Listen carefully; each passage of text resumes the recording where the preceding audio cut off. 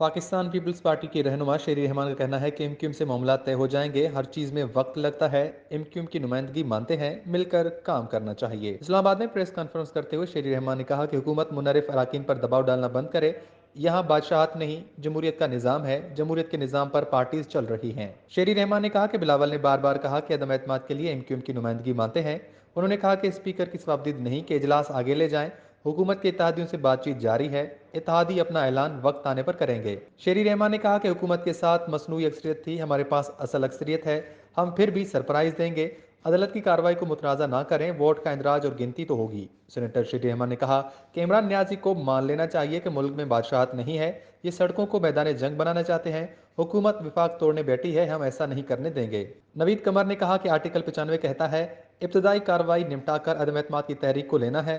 हुकूमत के पास अदम एतमाद से भागने का एक ही रास्ता है, स्पीकर आइन शिकनी करें। पीपल्स पार्टी के रहनुमा फैसल करीम कुड्डी ने कहा कि स्पीकर मुतनाज़ा शख्सियत बन गए हैं, स्पीकर पर हमारा एतमाद खत्म हो गया।